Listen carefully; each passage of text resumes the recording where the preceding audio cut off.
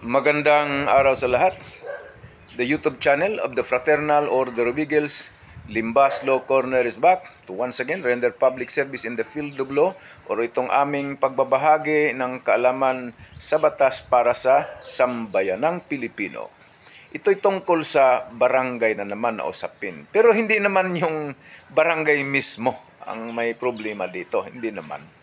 May nangonsulta kasi sa aming club, itong Limbas Marangal Eagles Club.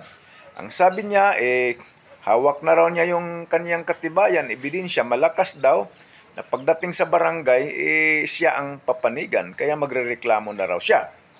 Okay, ang ebidensya, o yung kwento, at magpapatunay na katibayan sa yung kwento at ang depensa ay importante naman. Pero hindi yun ang pinakamahalaga. Kasi ang usapin sa barangay, ang pinakamahalaga ay kayo'y bukas ang kaisipan, bukas ang loob na kayo'y magkasundo. Upang ang inyong sigalot, itong kaso ay hindi na makarating sa piskaliya o sa hukuman kung saan kayo'y gugugol ng maraming panahon o oras at may gastos pa.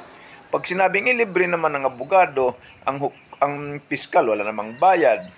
Yun nga ang sinasabi ninyo, paano yan kung ma-absent naman kayo sa inyong trabaho o mapabayaan ninyo ang negosyo dahil sa inyong sigalot. Kaya ulitin ko, sa usaping barangay, hindi naman yung palakasan ng ebidensya ang mahalaga. Ang mahalaga ay bukas ang inyong kalooban na kayo'y magkasundo-sundo para hindi na makarating pa ang kaso sa piskaliya o sa hukuman at hindi na magiging magulo ang inyong buhay. Lalo na barangay, malamang baka kalaban mo kapitbahay. So wala nang kalaban dahil nagkasundo-sundo na sa barangay. Sana nakapaglingkod na naman itong aming club. Anong pangalan ng aming club?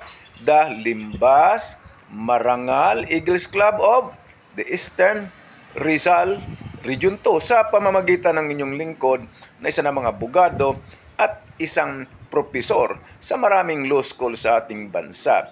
Maraming salamat at magandang araw sa lahat.